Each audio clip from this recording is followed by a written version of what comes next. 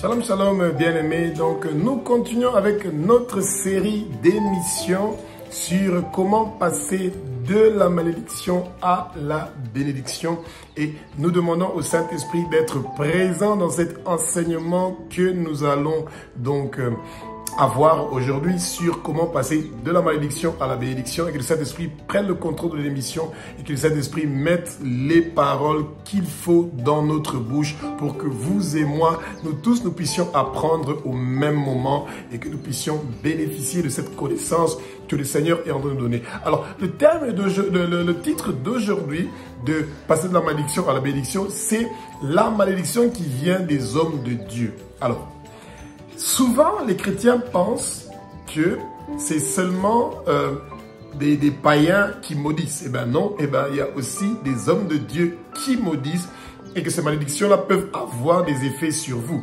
Et c'est pour ça que quand vous fréquentez certaines églises, certaines organisations, des cellules de prière, de maisons, etc., souvent, il y a toujours des petites guerres entre les gens dans les organisations et il y a toujours des petites guerres entre les familles ou les cellules de prière ou les églises de maison, et il faut faire très attention de toujours terminer en bons termes avec les gens avec qui vous êtes en train de partager la parole, parce que souvent il y a beaucoup d'hommes de Dieu qui peuvent prononcer des malédictions sur votre vie et ça va pas vous aider, ça va pas aider la suite de votre vie spirituelle.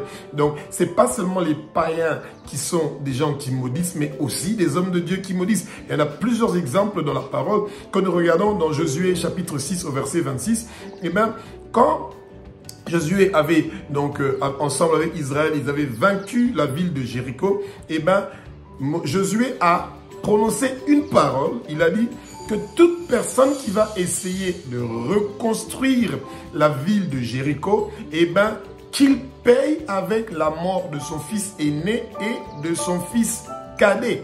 Et c'est 500 ans plus tard, après la malédiction que Josué avait prononcée, le prochain roi qui est venu donc pour construire, qui voulait reconstruire la ville de Jéricho, eh ben, il a payé avec la mort de son fils aîné et de son fils cadet. C'est pour vous dire que quand vous venez dans certains lieux, dans certaines régions, dans certains quartiers, vous devez toujours vous rassurer en tant que chrétien de planter l'étendard de Jésus, de planter la bannière de Jésus au milieu de votre maison, au milieu de votre quartier, au milieu de la ville où vous êtes, parce que vous ne savez pas quelle parole de malédiction avait été prononcée dans l'endroit où vous vivez, où vous êtes en train de œuvrer. Faites cette petite prière ensemble avec moi pour que nous soyons sûrs que nous n'avons pas laissé une porte ouverte à nos ennemis pour qu'ils puissent nous attaquer et nous fatiguer.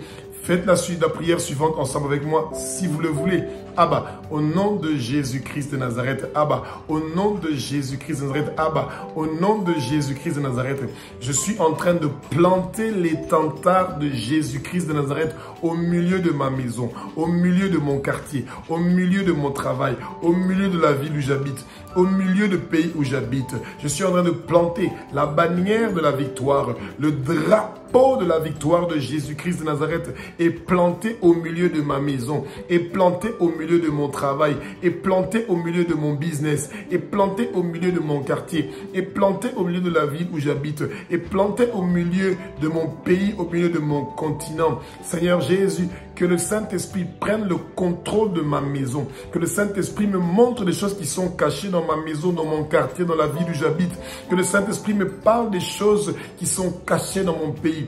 Tous les hôtels du monde de ténèbres qui ont été construits dans ma maison, dans la région où je suis, dans la ville où je suis, dans le quartier où je suis, dans le pays où je suis, je brise ces hôtels-là, j'arrache ces hôtels-là, je ruine ces hôtels-là, je les détruis au nom de Jésus, je les brise au nom de Jésus, je les détruis au nom de Jésus, je les brise au nom de Jésus. Bien-aimés, vous dites Amen. Et répétez cette prière-là autant possible que vous le voudrez jusqu'à ce qu'un changement va se passer. Et on ne s'arrête pas là. David aussi avait prononcé une malédiction sur une montagne, la montagne de Gilboa. Et jusqu'aujourd'hui, à cause de la mort de Jonathan et de Saoul, et jusqu'aujourd'hui, sur cette montagne-là, Israël a essayé à maintes reprises de reboiser, de mettre la verdure sur cette montagne-là, et ça n'a jamais marché. C'est pour vous dire qu'on a une certaine puissance dans notre parole. Et même quand ce n'est pas des chrétiens, même quand c'est des païens, il y a une puissance incroyable dans notre parole. Notre parole peut faire des dégâts terribles. Beaucoup d'hommes de Dieu, quand les chrétiens sortent de leur église, en dénonçant par exemple certaines choses qui ne sont pas bibliques de leurs églises. Et beaucoup d'hommes de Dieu disent, où tu vas partir, tu ne vas jamais réussir, tu ne vas jamais recevoir Dieu, tu es maudit, tu ne vas jamais voir le paradis, etc. Bien-aimés, si on a prononcé des paroles comme ça sur vous, vous ne devez pas rigoler et jouer. Vous devez vous mettre à genoux et dire au Seigneur la prière suivante. Seigneur Jésus, toute parole maléfique qui a été prononcée contre moi, contre ma famille, contre mes descendants, contre les générations qui vont venir de ma famille, je brise cela, je brise cela, je brise cela au nom de Jésus-Christ de Nazareth. Toute arme qui est forgée contre moi ne va pas réussir et prospérer au nom de Jésus-Christ de Nazareth. Je ne veux pas mourir, je veux vivre et déclarer les œuvres de l'Éternel des armées. Et mes années sur terre sont prolongées, mes années sur terre sont prolongées, mes années sur terre sont prolongées au nom de Jésus-Christ de Nazareth. Je ne veux pas mourir, je veux vivre. Aucun accident ne sera mon témoignage. Aucune maladie ou infirmité ne sera mon témoignage. Aucune goutte de mon sang ne va couler. Personne ne va boire mon sang. Personne ne va manger ma chair au nom de Jésus-Christ. Vous aurez bien aimé prononcer ces paroles-là. Vous devez vous rassurer que toutes les malédictions qui sont sur votre chemin sont balayées au nom de Jésus-Christ de Nazareth. Et quand on pense que c'est des hommes de Dieu de l'Ancien Testament qui étaient en train de maudire et que dans le Nouveau Testament, on n'a pas le droit de maudire, eh bien, faute. Jésus parle du figuier qu'il avait vu de loin, un figuier qui avait des feuilles mais qui n'avait pas de fruits. Et Jésus a dit que personne ne mange de ton fruit. Il a maudit le figuier. Bien-aimé, il a dit ça aujourd'hui, par exemple. La journée suivante, ce figuier-là était séché jusqu'aux racines. Pourquoi? Parce que ce figuier-là ne produisait pas de fruits. J'imagine que quand un figuier a des feuilles, il doit nécessairement avoir des fruits. C'est pour ça que le Seigneur s'est dit, il a des feuilles mais il n'a pas de fruits. Il est maudit et que personne ne mange de ton fruit. Bien-aimés, faites cette petite prière ensemble avec moi. Dites que toute personne qui est en train de prononcer des malédictions contre moi, qu'il sèche jusqu'à ses racines au nom de Jésus. Que toute personne qui prononce des paroles maléfiques contre moi, qu'il sèche jusqu'à ses racines. Qu'il sèche jusqu'à ses racines au nom de Jésus-Christ. Bien-aimés, celui qui ne vous aime pas, il ne va pas aimer vos enfants, il ne va pas aimer les générations qui vont suivre de votre famille. Et c'est pour ça que quand Israël était en train de venir à Canaan, le Seigneur les avait dit, ne laissez aucune nation que vous allez trouver à Canaan. Il faut tous les exterminer. Et Israël n'avait pas obéi à ça. À un moment, il commençait à faire des accords, des pactes et des alliances avec des peuples qui sont trouvés à Canaan. On ne fait pas le pacte avec le Satan. On ne fait pas des alliances avec le Satan. Vos ennemis, vous priez pour que le Seigneur touche leur cœur, pour les changer. Mais l'homme, pour le changer, ce n'est pas facile. C'est toute une mission, bien-aimé. Et c'est pour ça que vous devez constamment prier pour toutes ces langues maléfiques qui prononcent des mauvaises paroles contre vous et vos enfants. Et contre le quartier où vous habitez, contre la ville où vous habitez. Faites la prière suivante avec moi, bien-aimé. Dites, Seigneur Jésus, Je ne veux pas être un arbre qui ne produit pas de fruits. Je veux produire des fruits pour ton royaume. Je veux produire des fruits pour ton royaume. Je veux produire des fruits pour ton royaume et que le Saint-Esprit m'utilise pour le royaume de Jésus. Que le Saint-Esprit m'utilise pour le royaume de Jésus. Que le Saint-Esprit m'utilise pour le royaume de Jésus. Je veux être rempli du Saint-Esprit. Je veux être rempli du Saint-Esprit. Je veux être rempli du Saint-Esprit. Bien-aimés, l'autre partie qui amène des malédictions aux gens, c'est celui de critiquer les hommes de Dieu. Alors là, beaucoup de chrétiens aiment faire ça, des émissions pour insulter les hommes de Dieu, pour parler des choses négatives de cette église, etc. Quand vous constatez quelque chose, ayons l'amour, prions pour cette organisation-là. Le ministère de dénonciation et le ministère de critique, ça n'existe pas.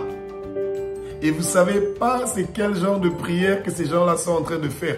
Quand vous n'êtes pas fort dans la prière et dans le combat spirituel et que vous vous aventurez à commencer à insulter les hommes de Dieu, ils ont des fanatiques qui prient pour eux et qui peuvent dire facilement que toute personne qui prononce une mauvaise parole contre notre pasteur, qu'il meure au nom de Jésus, qu'il meure au nom de Jésus. Bien-aimés, ne vous inquiétez pas, le Satan n'attend pas qu'on l'invite 2 fois avec son esprit de mort. Évitez d'ouvrir votre bouche pour dire des paroles négatives contre les hommes de Dieu. Ça va vous épargner beaucoup de guerres et beaucoup de combats. Donc, beaucoup de gens sont sous des malédictions à cause des hommes de Dieu qui ont prononcé des mauvaises paroles contre eux ou contre une région ou contre une maison ou contre quelque part, un lieu. Mais nous savons que le Seigneur est un Dieu qui est merveilleux. Toute malédiction qui a été prononcée par les trônes, les dominations, les principautés invisibles, les puissances invisibles, pour que le monde soit déstabilisé, pour que le monde soit sur une malédiction. Nous brisons cela, nous brisons cela, nous brisons cela. Bien-aimés, vous devez aussi prendre l'habitude de demander au Seigneur de briser toute malédiction qui a été prononcée contre votre pays. Tout le travail que les trônes, les dominations, les principautés invisibles, les puissances invisibles, les princes des ténèbres invisibles de votre pays sont en train de faire pour emmener la déstabilisation économique, politique et sociale dans votre pays. Vous devez briser ces choses-là. Que le travail que l'agneau qui a été immolé, Jésus, est en train de faire, que ce travail-là continue. Que nos pays ne soient pas sous la pauvreté. Que la réussite et le succès soient le témoignage de nos pays. Nous voulons à tout prix que le Seigneur puisse nous bénir et bénir notre pays. Que le Seigneur nous donne des autorités des régions où nous sommes qui vont faciliter la propagation du nom de Abba, qui vont faciliter la propagation de l'évangile de Jésus-Christ partout dans notre région où nous sommes, partout dans notre pays où nous sommes et partout dans le monde entier. Merci Jésus, merci Jésus. Bien-aimés, continuons à combattre. Vous ne devez pas vous fatiguer, vous devez persévérer. Et avant de prononcer des paroles qui sortent de votre bouche en train de maudire les autres, vous devez réfléchir aux conséquences que ça peut faire. Votre bouche est pour bénir et pas pour maudire. C'est pour ça que le Seigneur est avec vous. Utilisez votre autorité pour faire du bien. N'utilisez pas votre autorité pour faire du mal. Merci Jésus. Merci Jésus. Merci Jésus. Merci Jésus.